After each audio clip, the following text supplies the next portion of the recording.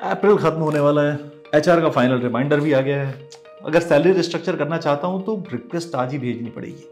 चलो एक काम करता हूं, आज ये प्रोसेस मैं पूरा कर लेता हूं। अरे वेट वेट वेट, कहीं ऐसा तो नहीं कि आपने भी अपनी सैलरी रिस्ट्रक्चरिंग नहीं की है और इसकी वजह से आपको ज्यादा टैक्स देना पड़ रहा है?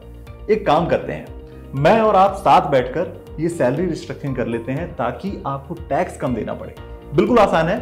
सैलरी रिस्ट्रक्चरिंग के लिए आपको सिर्फ इन 6 चीजों का ख्याल रखना है। पहली चीज ये है कि फ्यूल और ट्रैवल रिइंबर्समेंट। तो अगर आप ऑफिस के काम के लिए टैक्सी का इस्तेमाल करते हैं तो इसे आप बिना टैक्स कटौती के रिइंबर्स करा सकते हैं। इनकेस अगर आप अपनी पर्सनल कार को ऑफिशियल काम के लिए इस्तेमाल कर रहे हैं तो आप फ्यूल और मेंटेनेंस का खर्च रिइंबर्समेंट में क्लेम कर सकते हैं और इस पर आपको कोई टैक्स नहीं देना होगा। तो ये तो थोड़ी टैक्स की बचत हो गई। दूसरी चीज जो हम शामिल करते हैं वो लीव ट्रैवल अलाउंस यानी एलटीए को रख लेते हैं। इससे होगा ये कि छुट्टियों में जब आप परिवार के साथ ट्रैवल करेंगे तो आपका ट्रैवल कॉस्ट टैक्स फ्री रहेगा। इसे आप फाइनेंशियल ईयर की शुरुआत में ही अपनी सैलरी का हिस्सा बना सकते हैं।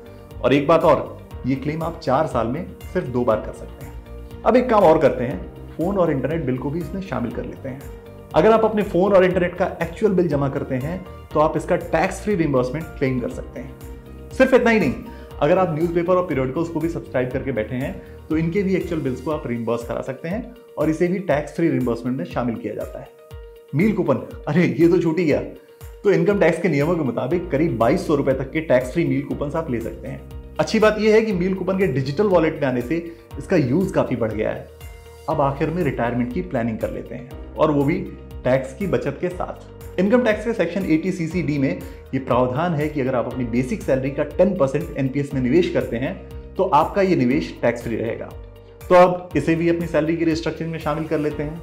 खैर, एनपीएस में 10% की सैलरी डालने से आपकी बेसिक सैलरी जो आएगी, जो आपके अकाउंट क्रेडिटेड विद का मैसेज आएगा, उसमें आंकड़ा थोड़ा कम आएगा, ये हो सकता है, लेकिन रिटायरमेंट के लिए इतना तो बनता है।